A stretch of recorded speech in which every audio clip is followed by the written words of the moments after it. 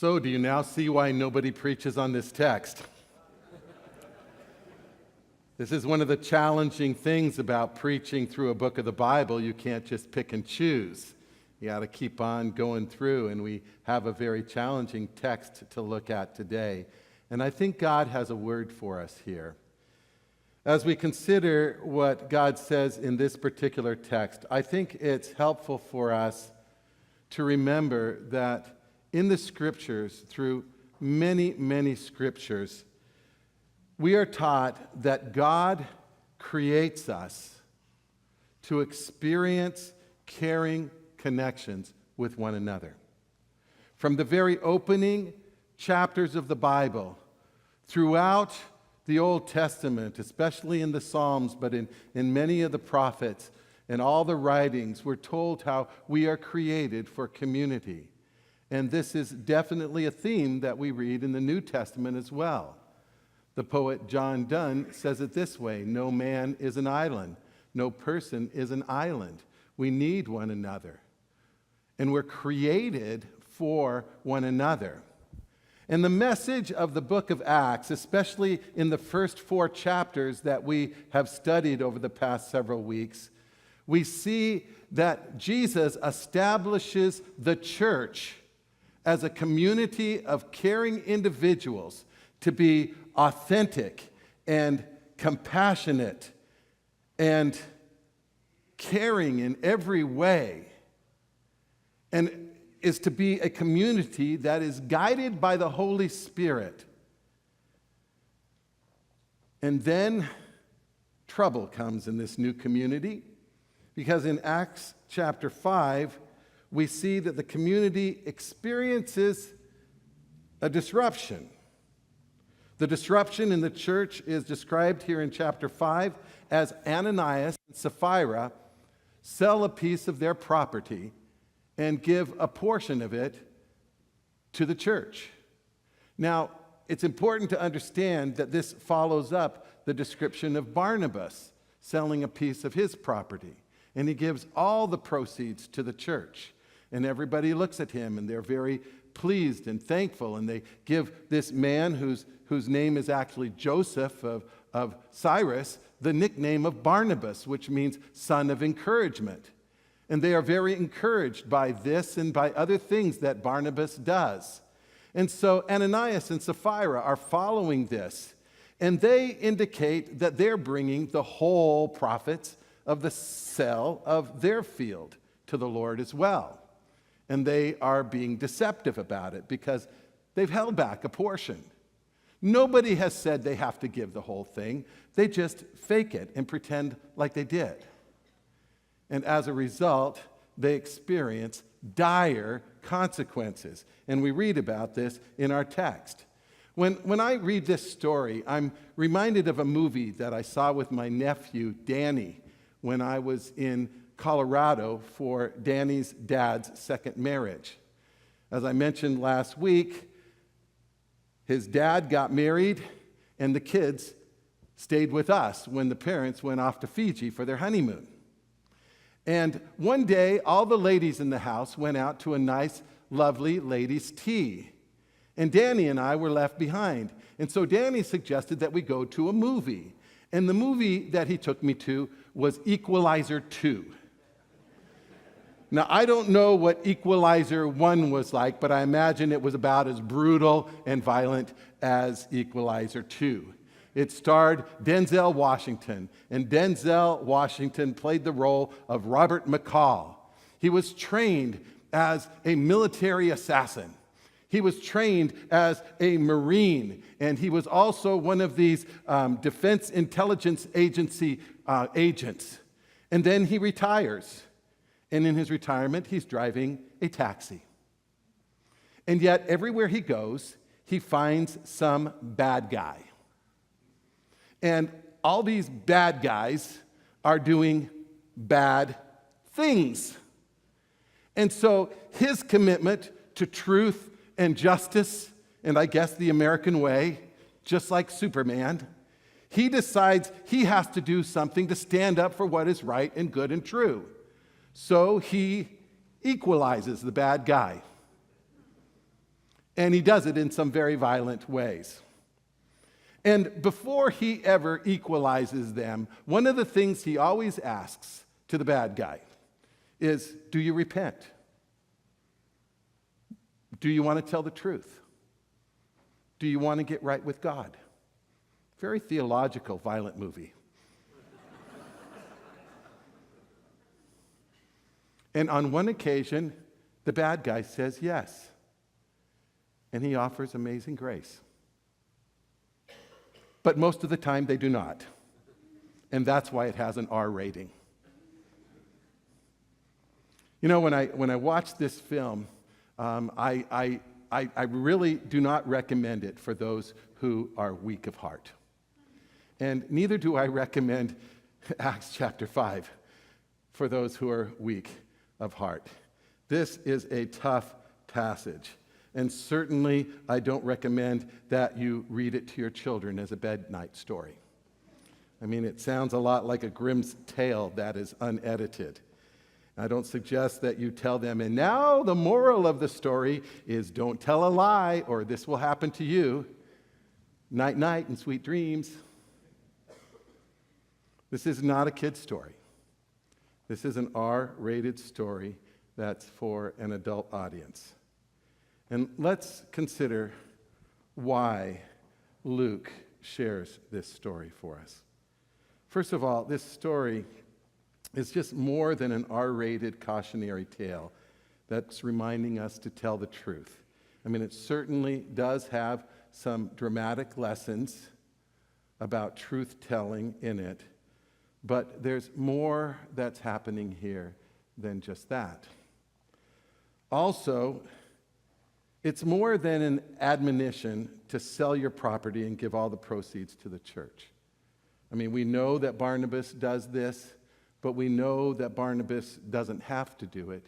He has an opportunity to do it, and it's no obligation. And even Peter, in his response to Ananias and Sapphira, makes it very clear, you didn't have to give this money. You didn't have to do this. But they made a choice to be deceptive about it. Also, it seems to me that this incident is recorded by Dr. Luke in Acts because the very character and existence of the church is in significant peril.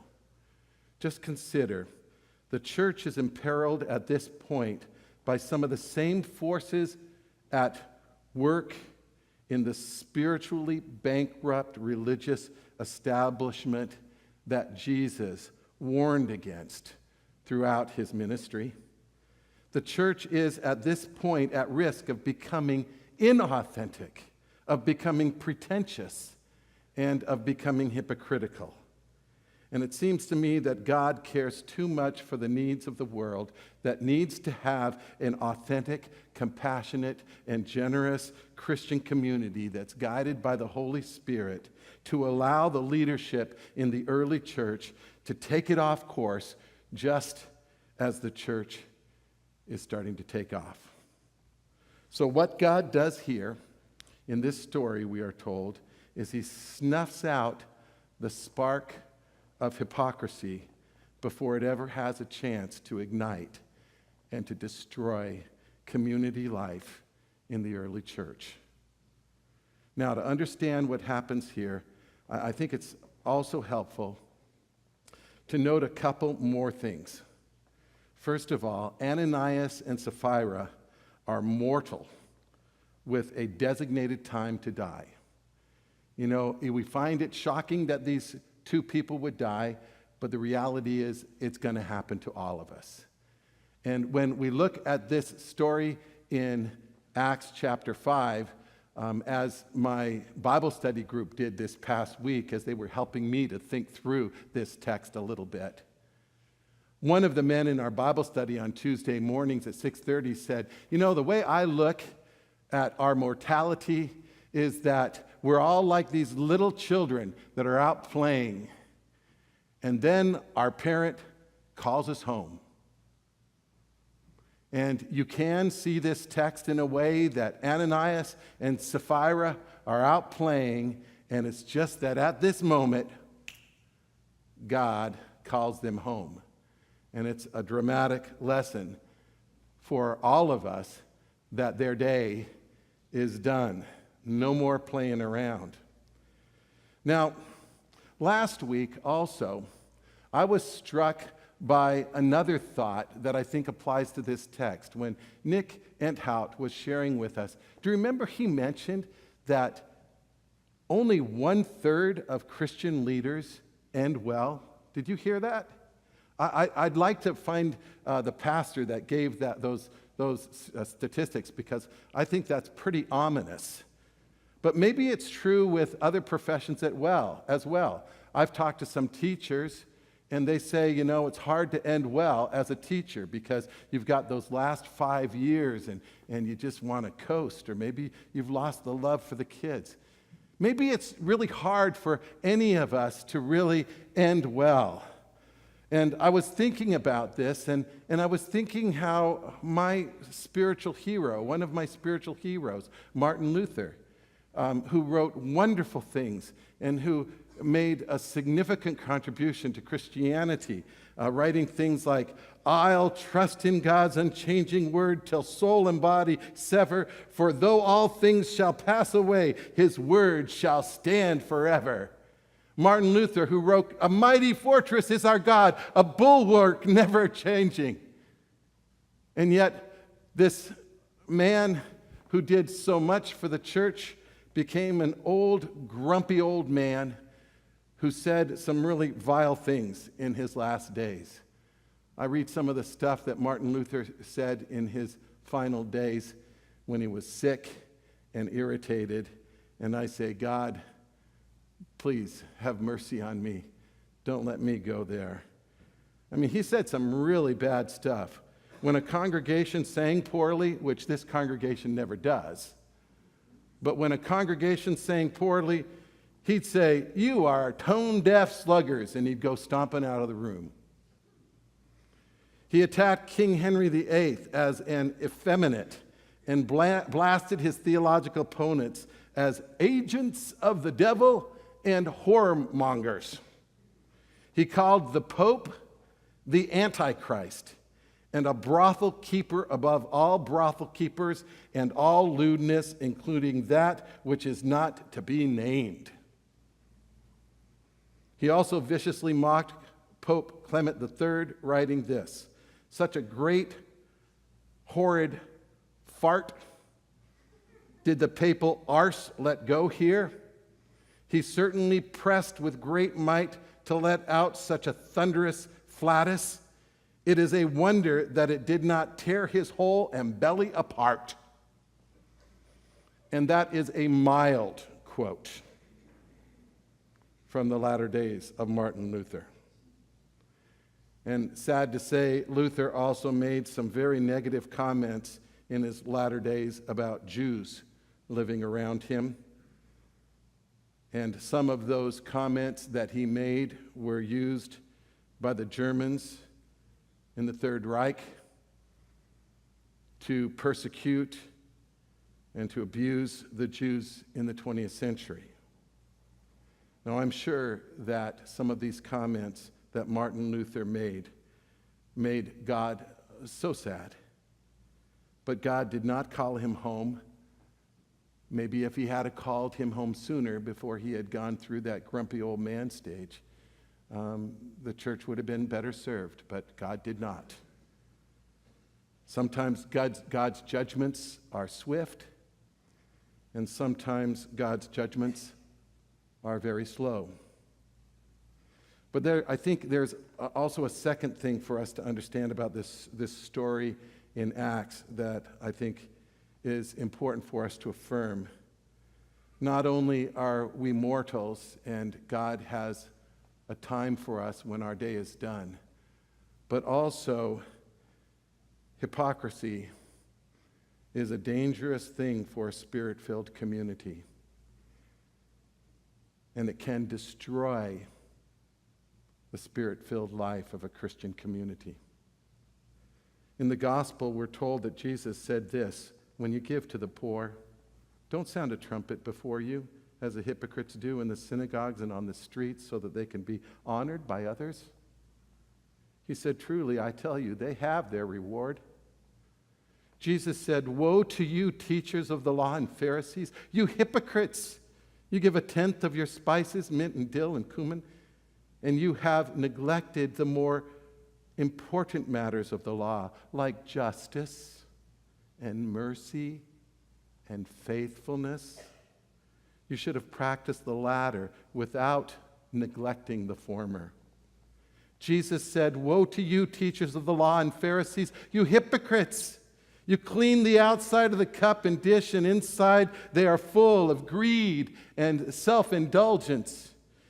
He said, woe to you, teachers of the law, you hypocrites! You are like whitewashed tombs, which look beautiful on the outside, but on the inside are full of bones and everything that is dead and unclean. In the same way, you on the outside appear to be people as righteous, but on the inside you're full of hypocrisy and wickedness. You see, hypocrisy is a great enemy of true religion. True religion is authentic, it's compassionate, it's generous, and it's what Jesus initiates with the church and what he longs for us to be even to this day. And you know, it's helpful for us to consider that word hypocrisy that is used in the Bible. Hypocrite, that's actually a Greek word, and it's two individual words, hypokrite, and it means, under and interpret, or in other words, interpret underneath. And to understand its meaning, you have to realize that it was used to describe actors of the day in the Greek world.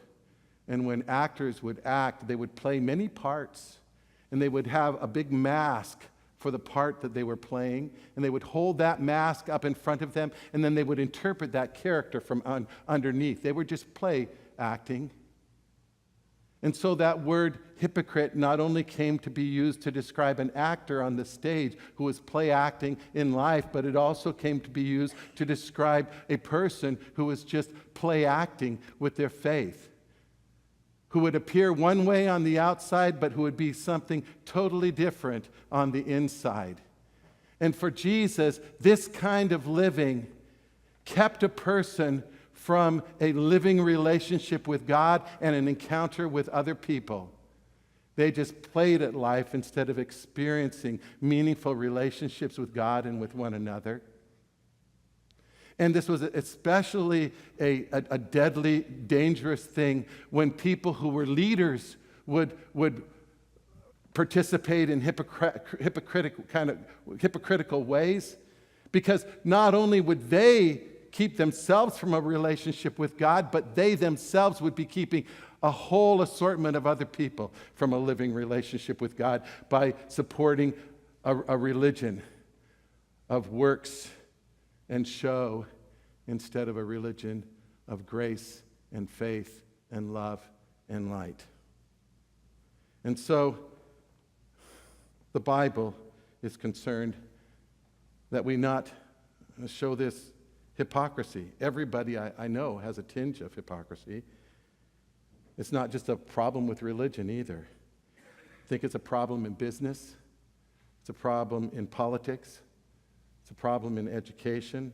Everybody has a dimension of it in their life. And the thing that made hypocrisy such a horrible problem in the religious community of the Jews and the early Christians, and the reason that Jesus reeled against hypocrisy against the leaders, is that it threatened to set up a fake religion and literally keep people from experiencing relationships with God and a relationship with one another. And I believe it's helpful for us to understand this as we look at the text. So now, with that kind of background, I think it's helpful for us to ask the question, does God work this way like he did in Acts chapter 5 today? What do you think?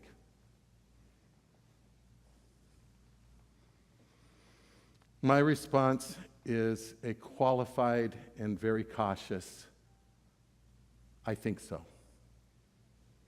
And I have a number of illustrations and experiences that support this.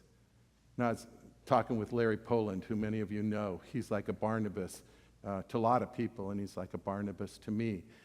He was a pastor here in the community, and then after he retired, he came to our church. And now he's moved out of the area, but he calls me and offers encouragement on a regular basis, which is really nice. I do the same for him.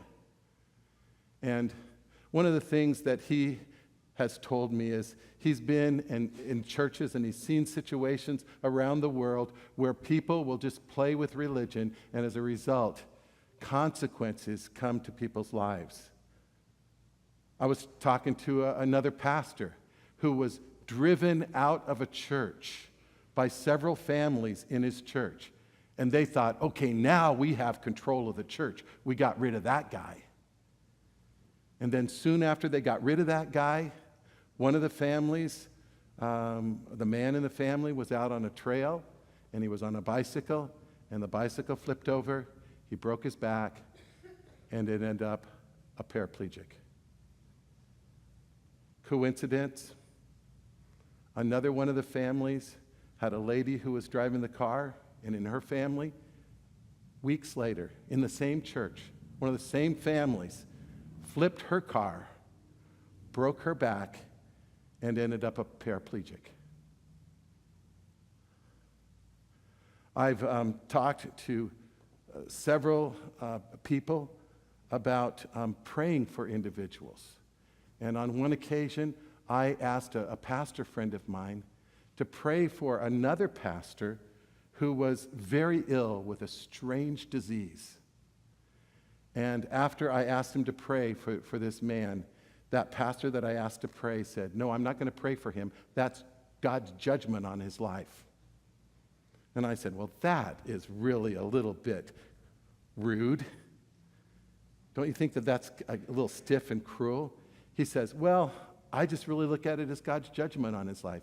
He says, "I know that pastor, and he was in the same town with another pastor, and they were both married, and one pastor started having an affair with the other pastor's wife, and the other pastor started having an affair with the other guy's wife, and they both got a divorce at the same time and married each other's wives. And it just destroyed the church. And it fell apart." And so my friend says, "I'm not going to pray for him. I think it's God's judgment." I don't know. I think we have to be very careful here, because I think it's very dangerous to look at any kind of event in a world situation and blame it on God, or say that's God's judgment on that particular situation. People do that, and I think it's very dangerous to do that. I don't go there. And neither would I go to the same place that my friend did, saying that's God's judgment on them, because I am not the judge. God is the judge, and I don't dare even go there. I think the thing that we need to do is just take note of the situation. Just take note and be in awe of God. That's what the people in the early church did, that's described in Acts chapter 5. They take note. And you know, the reality is bad stuff happens to bad people, but bad stuff also happens to good people. And bad stuff happens to pretty good people, and bad stuff happens to kind of good people, and bad stuff happens to people who are like not all that great, but, you know, still don't deserve the bad stuff that happens to them. You know what I mean? And so bad stuff happens all the time. And so I don't think that we should in any way start to label and point fingers, but I think it's important for us to have this sense of awe and reverence. And basically one text says, don't trifle with God. I have my nephew Danny and I were talking about our relationship with God after we went and saw The Equalizer. You know, got to take everything and use it in some way for good, right? And as we were talking about our relationship with God, he said that he had a girlfriend that was Catholic, and for some reason, in her particular expression of the Christian faith, she just looked at religion as kind of an organization and as kind of an institution and kind of like a ritual that you just do. And he says, I look at my religion as a relationship with God. God is my friend. And I said, yeah, you've got it, Danny. That's what it's for. Whether you're Catholic or Congregationalist or Presbyterian, you can be in the religious, hypocritical stance, or you can be in the loving, living stance of friendship with Jesus. That's what God is inviting us into, and an intimacy in relationship with one another. Now, one other thing that I think is helpful for us as we look at this text is to think of how God acts in a full two-handed embrace. One lady was telling me that she sometimes looks at God as a God of justice, and then the hand of God restrains the hand of justice. I don't look at God in competition with himself quite like that. I like the image that George Herbert, the poet of the 17th century England, describes God. He talks about God having a right hand and a left hand. And I love the image in one of his poems. And you see very significant images of this in the Bible. For example, in Psalm 118, God is described saving us with his strong right hand. And that's the way I think God is, and certainly as George Herbert described him. God's compassion and mercy and salvation and grace is his strong arm. Most of us are right-handed. I think maybe 10% of us are left-handed. But if, you can just apply this the other way if you're left-handed. The strong arm of God is the one that leads with compassion and with grace. But God also touches the world with his left arm too. And sometimes this left arm is an arm of judgment. You see a story, for example, in the book of Judges. In chapter 3, there's a judge by the name of Ehud. You ever hear of Ehud, the judge? Ehud, the judge, was a left-handed judge. And God called him to bring judgment upon the people who were enemies of God's people. And he went to the king who was an enemy of God's people, and he sneaks a knife in there into the palace to King Eglon. And the way he sneaks a knife in is he puts it on the inside of his right thigh. Nobody was going to look for a knife there. But when he gets into the palace and he sees Eglon the king, he reaches with his left hand into his right thigh, pulls out a knife, and wreaks judgment. He says, "Long live the Lord." Goes running out. And by the way, the story gets even more graphic than that. I'm telling you only the PG version. You can go read it in the Bible in Judges chapter 3. But you know, there is a sense that there is God's judgment in this world that we ought to make us reverential. And quite frankly, I think that this is what Abraham Lincoln was getting at in his second inaugural address. Remember when he talked about the providence of God and the judgments of God and the damages of the war? He writes this, "Woe unto us," he says in his political address at his second inauguration, "woe be unto the world because of the offenses of this world, for it must needs be that the offenses come, but woe to that man by whom the offenses cometh.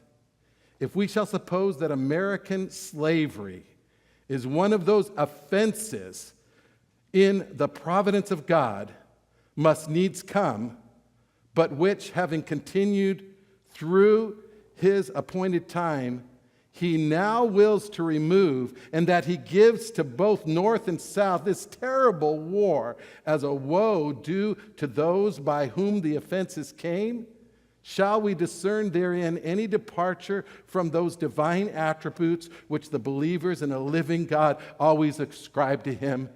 Here he's talking about the left hand of God. This is somehow happening in the providence of God, but that doesn't make the right hand of God any less.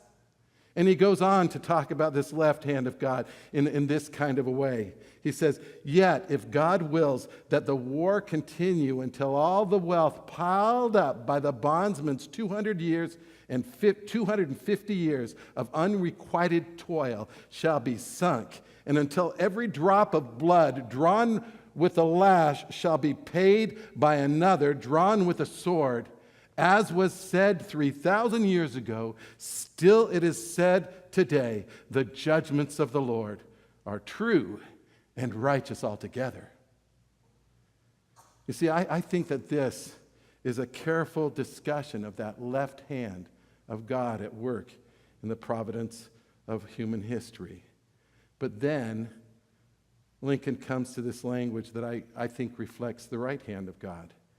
And it's the language for which we know Lincoln, and it's the language for which we adore Lincoln, and it's the language that I think reflects the very heart of Christ when he says this, "With malice towards none, with charity for all, with firmness in the right as God gives us to see the right, let us strive on to finish the work that we are in, to bind up the nation's wounds, to care for him who shall have borne the battle, and for his widow and his orphan, and do all which may achieve and cherish a just and lasting peace among ourselves and with all nations." You see, I think this is the kind of gracious, compassionate, kind, generous language that is needed in public life. It's a kind of language that is needed and the kind of spirit that needs to be reflected in the church and modeled for society. And what the church most of all needs is to reflect this character when we are in the midst of living our lives together before God calls us home. Luke tells us in our text, get real. Experience God. Experience real community with one another. For God knows the world needs that. We all need it. Amen? Let's take some time to pray, shall we?